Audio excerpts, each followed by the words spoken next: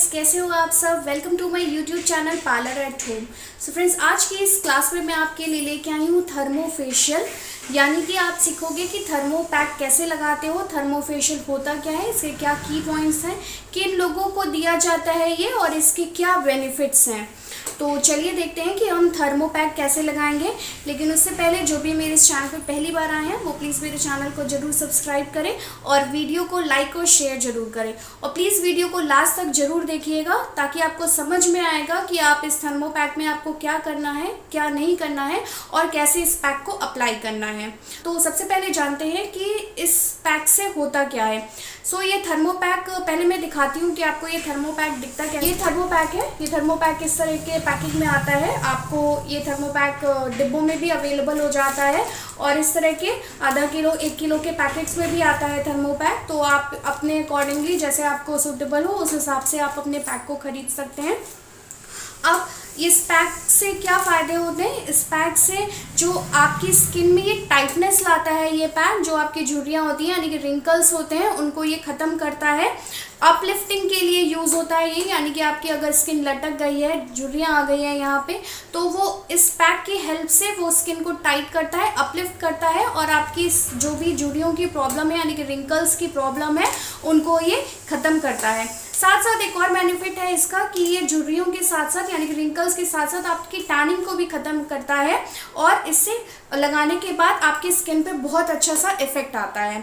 लेकिन इस पैक को हम ज़्यादा कम एज वालों को नहीं देंगे, बल्कि थोड़ा 30+ ही एज वाले इसको अप्लाई करेंगे। उससे नीचे के लोग गर्ल्स इस पैक को अप्लाई नहीं करेंगी क्योंकि ये पैक टाइटनिंग के काम आता है और उनकी स्किन इसलिए अवेलेबल नहीं है कि वो टाइटनिंग के पैक को लगाएं। इसलिए आप इस बात को ध्यान रखेंगे कि आप 30+ वालों को ही ये पैक लगाएंगे, उनको ही ये बेनिफिट देंगे। तो चलिए देखते हैं कि ये पैक कैसे लगाते हैं और इसको आपको किन बातों का ध्यान रखना है इस पैक को लगाते वक्त। सो चलिए स्टार्ट करते हैं अपनी वीडियो। थर्मो पैक को लगाने से पहले हम सबसे पहले क्लाइंट को फेशियल देंगे और उसके बाद थर्मो पैक को अप्लाई करेंगे। आप अगर क्लाइंट फेशियल नहीं ले रहा है तो आप केवल क्लीनिंग करके भी उसको थर्मो पैक लगा सकते हैं, लेकिन मैंने यहाँ पे फेशियल किया है और उसके बाद थर्मो पैक को अप्लाई किया है।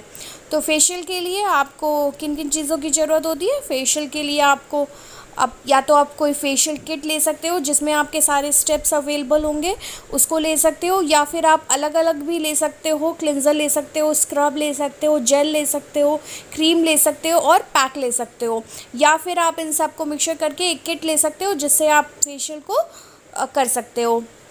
तो यहाँ पे मैंने फेशियल किट ली हुई है और उससे अपने सारे स्टेप्स को लिया हुआ है। क्लिंजर लिया है, स्क्रब लिया है। अब यहाँ पे सबसे पहला स्टेप हमारा क्या होता है। सबसे पहला स्टेप होता है हमारा क्लिंजिंग का। सबसे पहले हम अपने फेस को क्लीन करेंगे और उसके बाद आगे करेंगे। तो क्लिंजिंग से क्या होता है, क्लिंजिंग से आपकी जो भी डर्ट है, डस्ट है, फेस पे जो भी गंदगी है, आपकी जो भी पोल्यूटेंट है, वो सारे आपके रिमूव हो जाते हैं क्लिंजिंग करने से। तो आप पूरे फेस की अच्छी तरीके से डीप क्लिंजिंग करेंगे क्लिंजिंग वाले स्टेप में, और उसके बाद हल्के हल्के हाथों से फेस पे मसाज करेंगे। करीब अगर आप फेशियल कर रहे हो तो उसकी टाइमिंग अलग होती है, अगर आप क्लीन अप कर रहे हो तो उसकी टाइमिंग अलग होती है। यहाँ पे हम फेशियल कर रहे हैं इसलिए मैं फेशियल की बात करती हूँ। फेशियल के लिए क्लिंजिंग का टाइम आप रखोगे 5 मिनट रखोगे, 5 से 10 मिनट रखोगे और उसको अच्छे से क्लीन करोगे और उसके बाद उसको वाइप आउट कर लोगे। पोंछने के लिए यहाँ पे आप या तो टिश्यू का यूज़ कर सकते हैं या फिर स्पॉन्ज का यूज़ कर सकते हैं। अगर आप फेशियल टिश्यू आते हैं मार्केट में ये अवेलेबल, जो वेट हो जाते हैं पानी में, और उससे आप क्लीन कर सकते हो अच्छे से। काफ़ी हाइजीनिक भी रहते हैं, साथ साथ ना ही एक दूसरे पे यूज़ होते हैं और आपको अच्छे से क्लीन भी कर देते हैं फेस को। तो इस तरह से हम क्लिंजिंग करने के बाद फेस को अच्छी तरह से क्लीन कर लेंगे और उसके बाद अपना दूसरा स्टेप फॉलो। अगर आप पार्लर रन कर रहे हो तो आप इस टाइप से अपने पार्लर्स में भी टिश्यू वगैरह रखो, स्पॉन्ज वगैरह रखो। टॉवल्स का यूज़ ना करो, ज़्यादा हाइजीनिक रहता है अगर आप इन सब यूज़ करोगे इन सब चीज़ों का। तो उसके बाद हम अपना दूसरा स्टेप फॉलो करेंगे। दूसरा स्टेप आता है हमारा क्लिंजिंग के बाद स्क्रबिंग का स्टेप होता है। तो इसके बाद आप स्क्रब लोगे और स्क्रब को फेस पे अप्लाई कर लोगे और उसके बाद अपने हाथ में थोड़ा सा वाटर ले करके उसको अपने फेस पे लगाओगे। अब हाथों में पानी ले करके आप फेस पे अच्छी तरह से मसाज करेंगे। स्क्रब से क्या होता है, स्क्रब से हमारी जो भी डेड स्किन होती है वो रिमूव हो जाती है, जो भी डर्ट होती है वो भी और अच्छे से क्लीन हो जाती है, साथ साथ डेड स्किन निकल जाती है और आपका फेस काफ़ी डीप क्लीन हो जाता है। अब स्क्रबिंग करने के लिए आपको किस बातों का ध्यान रखना है, स्क्रबिंग करने के लिए आपको सबसे पहले तो आपको अपने हाथों को बहुत हल्के हाथों से चलाना है, तेज नहीं रगड़ना है अपने हाथों को स्क्रब करते टाइम। इस बात का ध्यान रखेंगे, नहीं तो क्लाइंट को रैशेस हो जाएंगे या फिर वो स्क्रब के अगर दाने, आप स्क्रब ऐसा ले रहे हो जिसमें दाने होते हैं, मोटे दाने होंगे तो उससे क्लाइंट को इरिटेशन भी हो सकती है, साथ साथ क्लाइंट को छिलने का भी डर रह सकता है। इसलिए आप स्क्रबिंग करते वक्त या तो अगर क्लाइंट के एक्ने हैं तो आप बहुत ही माइल्ड स्क्रब का यूज़ करोगे, अगर एक्ने नहीं है तो आप कोई भी स्क्रब का यूज़ कर सकते हो, लेकिन उसको करते टाइम ध्यान रखोगे कि आप हल्के हाथों से ही क्लाइंट का स्क्रब करोगे। आप स्क्रब करते टाइम एक और चीज़ का ध्यान रखोगे कि आपको आइस पे स्क्रब को अप्लाई नहीं करना है। आप मेरे वीडियो में देख रहे हो कि मैं यहाँ पे आइस पे एप्लीकेशन नहीं कर रही हूँ स्क्रब का। आप जब भी फेशियल करोगे और स्क्रबिंग करोगे तो इस बात का ध्यान रखोगे कि आप आइस पे स्क्रबिंग नहीं करोगे, क्योंकि उसके जो स्क्रब के पार्टिकल्स होते हैं वो आइस में चले जाते हैं और उसके बाद क्लाइंट को इरिटेशन होती है। इसलिए आप चीक्स पे लगाओगे, नोज़ पे लगाओगे, नोज़ के पास सीधे आप फोरहेड पे आ जाओगे, लेकिन आइस पे एप्लीकेशन नहीं करोगे। जब आप क्लिनजिंग करते हो तो आप पूरे फेस पे कर सकते हो, मसाज करते हो तो आप पूरे फेस पे मसाज कर सकते हो, लेकिन जब आप स्क्रबिंग करोगे तो स्क्रबिंग करते टाइम ध्यान रखोगे कि आप अपना हाथ आइस पे नहीं ले जाओगे। इन सब सारी चीज़ों का ध्यान रखोगे तो आपका फेशियल भी बहुत अच्छे से होगा, उसका रिज़ल्ट भी बहुत अच्छा आएगा और साथ साथ आपके क्लाइंट को भी कोई प्रॉब्लम नहीं होगी और क्लाइंट भी आपका खुश होएगा और दोबारा अपने के पार्लर में सर्विस लेने ज़रूर आएगा। तो आप वीडियो को लास्ट तक ज़रूर देखिएगा, क्योंकि इसमें जो है मैंने कोई भी स्टेप मिस नहीं किया है, ताकि आपको अच्छे से प्रॉपर समझ में आ जाए कि आप फेशियल कैसे करोगे, अपना हाथ कैसे चलाओगे, फिंगर्स कैसे चलाओगे और उस हिसाब से अपने क्लाइंट को फेशियल दोगे। वीडियो थोड़ी सी लंबी हो गई है इसी की वजह से, लेकिन आप वीडियो को ध्यान से देखिएगा और सारे स्टेप्स को फॉलो करिएगा। इस तरह से नोज़ पे अब अगर इसके बाद स्क्रबिंग के बाद आप एक काम कर सकते हो, जिसके ब्लैक हेड्स हैं तो आप स्क्रब के बाद स्टीम दे करके और उसके ब्लैक हेड्स को रिमूव कर सकते हो। अगर नहीं है तो आप स्टीम को स्किप कर सकते हो और उसके बाद सीधे मसाज से या जेल से आप मसाज कर सकते हो स्किन टाइप के अकॉर्डिंग। ज़रूरी नहीं है कि आप हर फेशियल में स्टीम दोगे, अगर आप चाहो तो बिना ब्लैक हेड्स के भी अगर रिक्वायरमेंट लग रही है आपको या क्लाइंट कह रहा है आपको तो आप स्टीम दे सकते हो। लेकिन स्टीम बेसिकली अगर आपके ब्लैक हेड्स या वाइट हेड्स हैं तो उनको निकालने के लिए ज़्यादा फ़ायदेमंद होती है आपकी स्टीम, और अगर नहीं तो आप चाहो तो ऐसे भी दे सकते हो स्टीम को।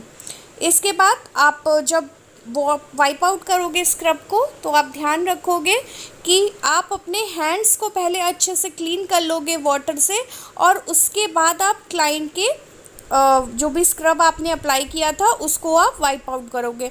अगर आपके हाथ में स्क्रब रह जाएगा तो भी वो पोंछते पोंछते भी स्किन पे रह जाएगा और जब आप मसाज करोगे तो उसके पार्टिकल्स गिरते हैं मसाज करते टाइम, इसलिए इस बात का ध्यान रखोगे कि आपको स्क्रब को बहुत अच्छे से क्लीन करना है। अब इसके बाद का स्टेप आता है टोनिंग का, क्योंकि आप जब आपकी स्किन स्क्रब करते करते थोड़ी हीट हो जाती है तो उसको कूल डाउन करने के लिए आपको टोनिंग का यूज़ करना पड़ता है।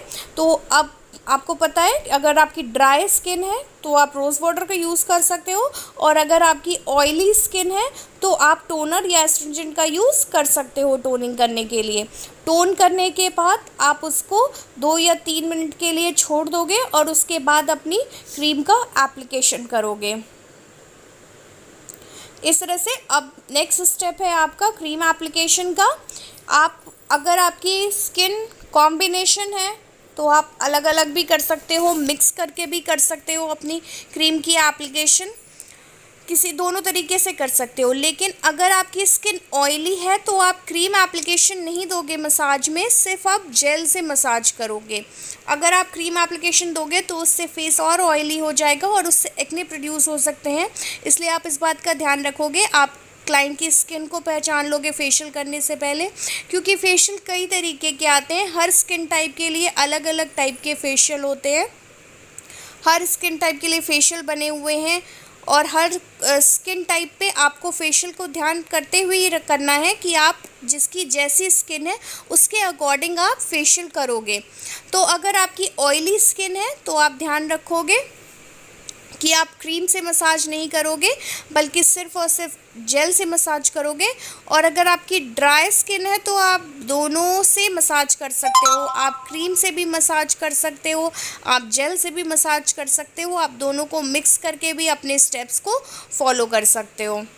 तो यहाँ पे इनकी स्किन कॉम्बिनेशन है, तो मैंने क्रीम और जेल दोनों को मिक्स करके एक साथ एप्लीकेशन दिया है। आप अलग अलग भी कर सकते हो, पहले आप क्रीम की मसाज करो और उसके बाद जेल की मसाज करो। एप्लीकेशन करने का टाइम क्या होता है आपके मसाज का? स्क्रबिंग का क्लिनजिंग का मैंने बताया है, क्लिनजिंग का आपका 10 मिनट था, स्क्रबिंग का भी आपका 10 मिनट्स रहेगा और मसाज का आपकी टाइमिंग रहेगी 15 मिनट्स की, 15 to 20 मिनट्स की आप मसाज दोगे। और उसके इसमें आप चाहे तो आप फेस मसाजर का भी यूज़ कर सकते हो या केवल अपने हैंड से भी स्टेप्स को फॉलो करते हुए अपनी मसाज को अप्लाई कर सकते हो। आप सारे वीडियोस को देखो कि मैंने जो भी स्टेप्स फॉलो किए हैं उस स्टेप्स का ध्यान रखो आप फेशियल करते टाइम, कि आपके कौन कौन से फेशियल मसाज प्रेशर पॉइंट्स हैं, कौन कौन से पॉइंट्स हैं जहाँ पे आप फेशियल करोगे तो आपके फेस पे ग्लो आएगा। इन सब बातों का ध्यान आपको मसाज करते टाइम रखना पड़ता है। आप कैसे भी अपने हाथ नहीं चला सकते हो, हाथों और फिंगर्स का बहुत असर पड़ता है कि आपका रिज़ल्ट कैसा आ रहा है। तो उस पर डिपेंड करता है कि आप अपनी फिंगर्स कैसे चला रहे हो, आप मसाज कैसे कर रहे हो, आप स्टेप्स कौन से फॉलो कर रहे हो। अगर आप 30 से कम एज वालों का कर रहे हो या 20 से कम एज वालों का कर रहे हो तो उस हिसाब से आप अपने हाथों को चलाओगे। अगर आप 30 प्लस कर रहे हो, 40 प्लस कर रहे हो फेशियल, तो उस हिसाब से आप फेशियल के स्टेप्स को फॉलो करोगे। अब ये जो थर्मो फेशियल है, ये थर्मो पैक जो लगाना है, इसके लिए आपको अपलिफ्टिंग वाले सारे स्टेप्स करने हैं, क्योंकि आप ये रिंकल्स को दूर करने के लिए कर रहे हो। तो इसलिए ध्यान रखोगे जब आप इन फेशियल स्टेप्स को करोगे तो इसमें अपने अपलिफ्टिंग के जो भी स्टेप्स हैं, जिस भी पार्ट्स के अपलिफ्टिंग के स्टेप्स हैं उसको आप मिस नहीं करोगे, बल्कि अपलिफ्टिंग के सारे स्टेप्स को फॉलो करोगे और उसको ध्यान में देते हुए ही अपना फेशियल करोगे। जैसे नेक की भी अपलिफ्टिंग होती है, चीक्स की अपलिफ्टिंग होती है, नोज़ की होती है, आईब्रो की होती है, फोरहेड की होती है। तो इस हिसाब से आप ध्यान रखते हुए ही अपने फेशियल स्टेप्स को फॉलो करोगे।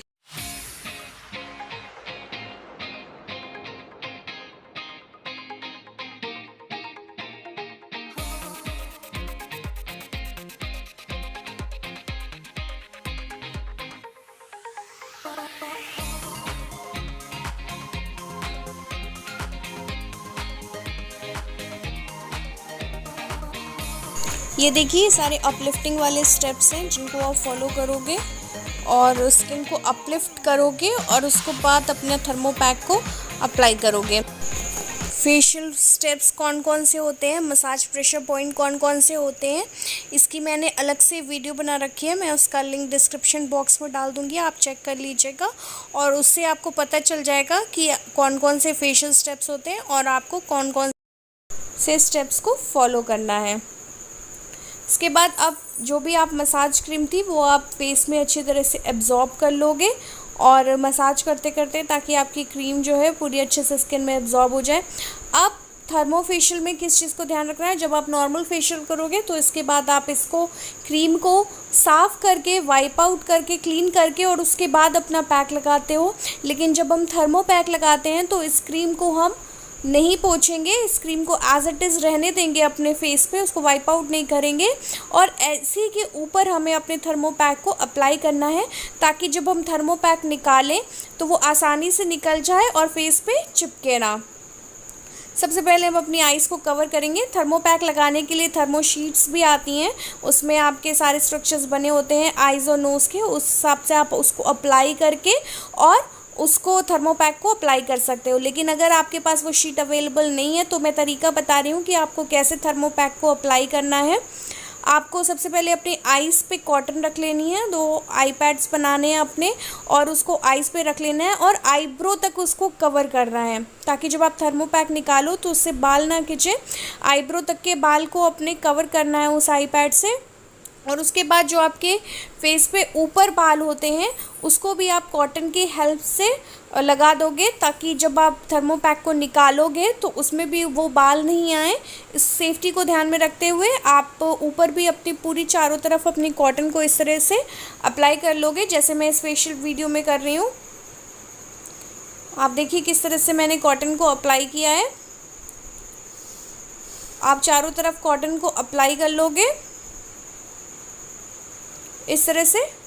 और उसके बाद आप ये गॉज लोगे। ये गॉज आपको मेडिकल स्टोर पे अवेलेबल हो जाता है, जो आपका पट्टी बांधने के काम आता है, जो गॉज होता है वो गॉज लोगे और उसको अपने फेस की शेप के अकॉर्डिंग लगा करके, जो इसके फेस पे आप अप्लाई कर रहे हो उसके अकॉर्डिंग आप इस तरह से कट करते जाओगे।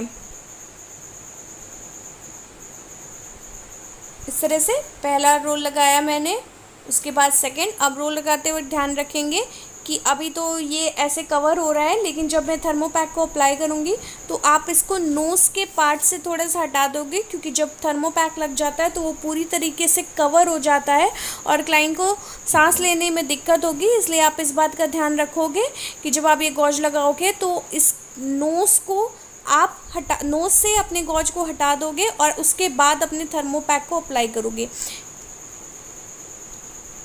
ताकि क्लाइंट को कोई भी प्रॉब्लम ना हो सफोकेशन की और वो अब थर्मोपैक को लगा करके अच्छे से फील कर पाए। इस तरह से उसी क्रीम के ऊपर मैंने इस गॉज और कॉटन को अप्लाई कर दिया है।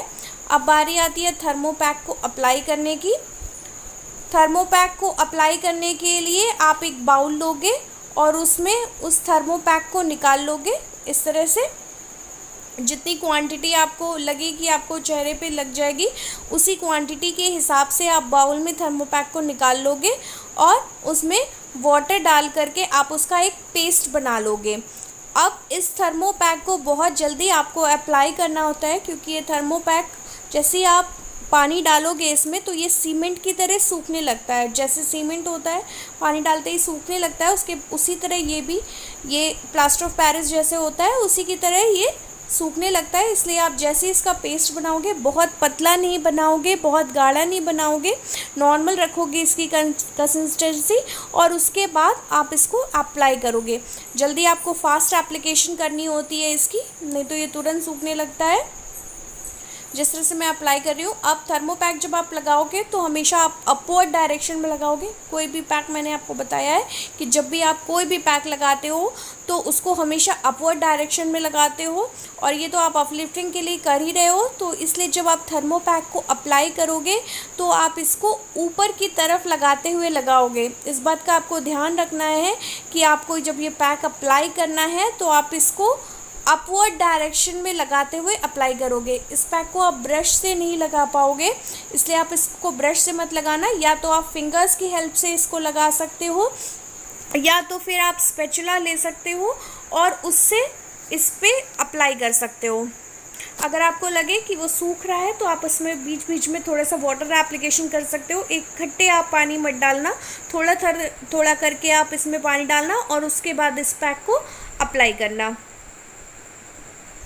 इस तरह से स्मूथ पेस्ट बनाते हुए आपको अपने फेस पे अप्लाई करना। अब यहाँ पे आप नोज़ पर से हटा लोगे और उसके बाद एप्लीकेशन करोगे अपने थर्मोपैक का। यहाँ पे वीडियो में साफ दिख नहीं रहा है, लेकिन मैंने नोज़ के पास स्पेस बना दी थी ताकि क्लाइंट को जो है सांस लेने में कोई भी दिक्कत ना हो और वो पैक को लगा के ही अच्छे से सांस ले पाए। इस बात का आप जरूर ध्यान रखिएगा पैक लगाते टाइम। पूरी पैक की एप्लीकेशन कर लोगे आप।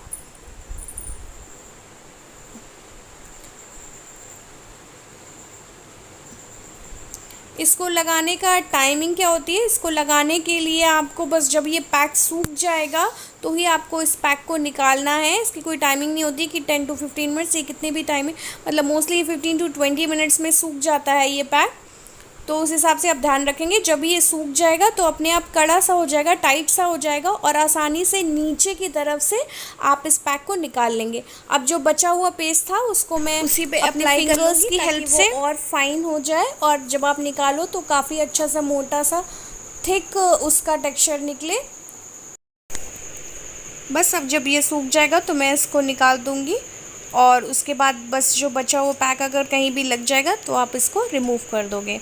आई होप आपको वीडियो पसंद आया होगा, तो वीडियो को लाइक और शेयर ज़रूर करिएगा। अब मिलते हैं नेक्स्ट वीडियो में, तब तक के लिए बाय बाय।